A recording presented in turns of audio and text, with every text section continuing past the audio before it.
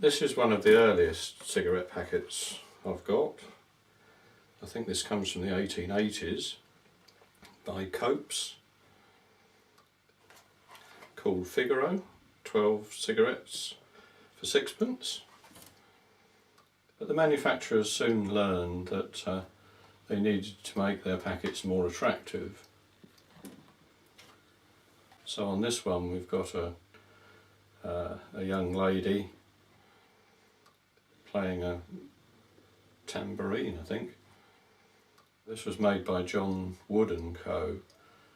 again in the early 1880s, but it just starts to demonstrate that the packets have gone away from the grey, drab variety to something more interesting.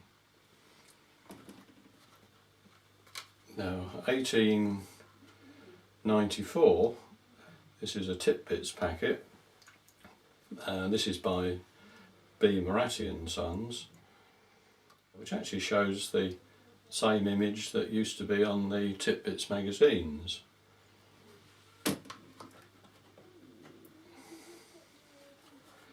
This one is a nice Egyptian Beauties cigarettes packet. Again, quite early, probably around about the same date. But it shows how the cigarettes were arranged in packets. There was no lettering at all on the actual cigarettes, which were all handmade. Then we graduate to something like a counter display box, and the cigarettes are shown inside here. This is still full, and the cigarettes were actually dispensed in paper packets. You told the vendor how many cigarettes you'd like in the packet, and you asked for 10 cigarettes and he'd put 10 cigarettes in your packet for you. By the late 1890s, packets that were coming in were 5 for a penny packets, and this is a Faulkner's Grenadier. There were a lot of military packets at that time. Now this is one of the more iconic packets for collectors, which is the Will's Red Hussar. They also did a 10 packet of this, but this is a 5 for a penny, and again very desirable. Cigarettes inside, 5 cigarettes with mouthpieces shown on the side. Navy cut became one of the traditional cuts for cigarettes. This ran through for many years. Most manufacturers would have a navy cut, but just to show it wasn't all navy and military, we have here something else to attract the male smoker. Again, they're very colourful and designed to catch your eye when you go into a shop.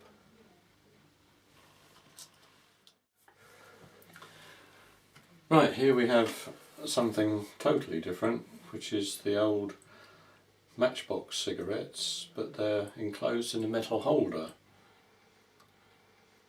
They are made by Lambert and Butler. We've got the name on the side, Lambert and Butler's Matchbox cigarettes, and they fit very snugly into your holder, and they push out through the top, and you just use the metal holder like an ordinary matchbox. But again, very unusual, and you don't see too many of these about.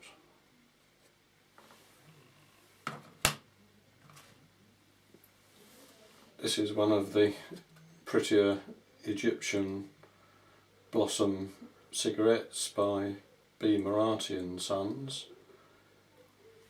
Again, this one is live, shows the cigarettes, they're large cigarettes.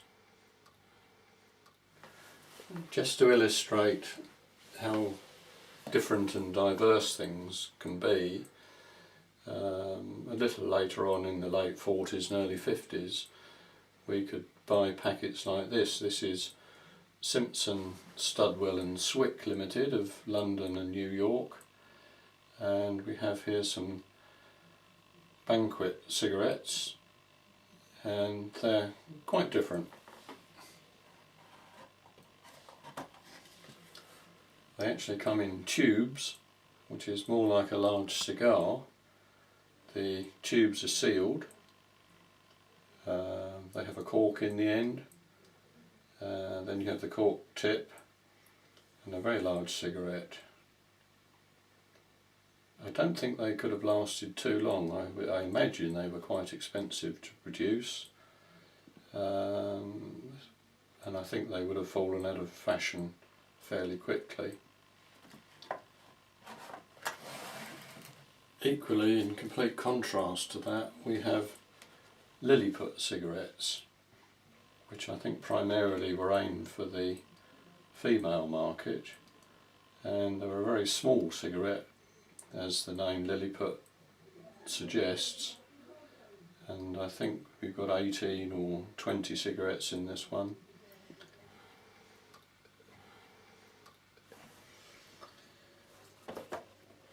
Now, in the early days of 1900, they also produced nice attractive counter boxes, and this is Park Drive by Gallagher's that lasted many years, and people were still smoking these in the 1960s.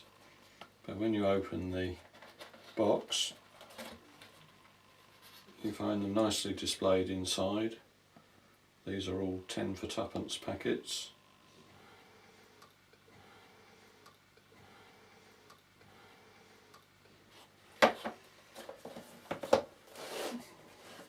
Equally, we have another nice display box by WD&HO Wills, and this time it shows Pasha cigarettes.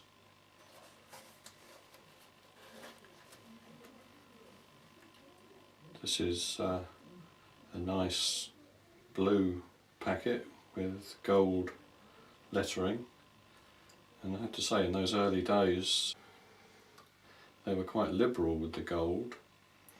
And I think even in the production of cigarettes where you had gold tips, they actually did use 22 carat gold, and during the course of a year they would actually use several tons of gold.